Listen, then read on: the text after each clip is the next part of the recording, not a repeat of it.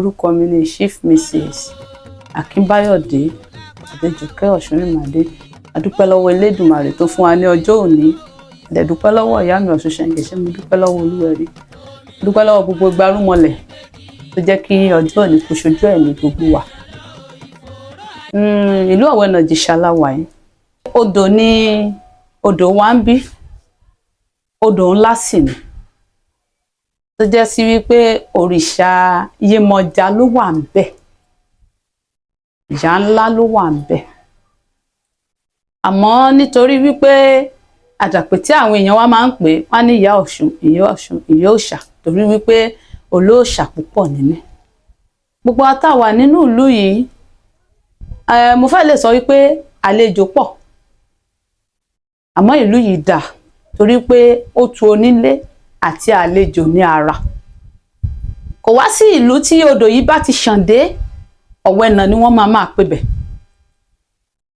Ọ̀wẹ́nà kan yìí ó ṣàn dé Oǹdó,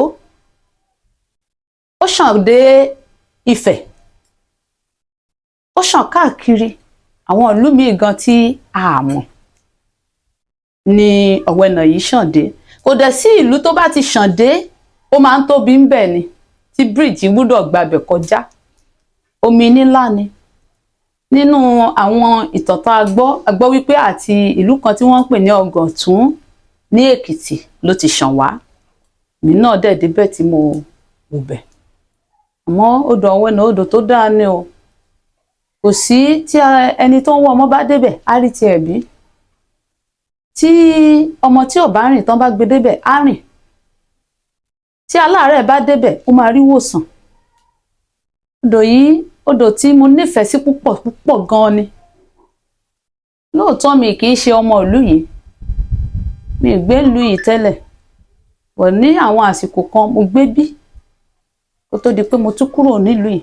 Àmọ́ ìgbà tí ó máa rí pé mo wúlò fóun, fúnra rẹ̀, ní sọ pé fúnra rẹ̀ ló mú mi wá. Torí wípé ìjọ́ tí màá padà délẹ̀ yìí, aṣọ kan péré ló bá mi délẹ̀ yìí. Àmọ́ mo dúpẹ́ lọ́wọ́ ìyá Ọ̀wẹ́nà, èjì odò. A máa ń kí pé ó bí lógún ló bí, ó bí lọ́gbọ̀nlọ́gbọ̀n, ó fọlọ́gọ̀ tó ṣàkọ́bí. Àyè sọ pé ẹ kì í ṣe ọmọ ìlú yìí, pé ẹ padà wá ní ọmọ bẹ́ẹ̀ lè mẹ́nu bà. Ìtàn tó gùn tó kéré díẹ̀ ni. Mo jẹ́ ọmọ bíbí ìlú Ìṣàrùn ní ìpínlẹ̀ Ondo State. Ibẹ̀ ni wọ́n bí mi sí. Tí abala kan mi jẹ́ ọmọ bíbí ìlú Àkúrẹ́. Ní ìlú ìyá mi mo jẹ́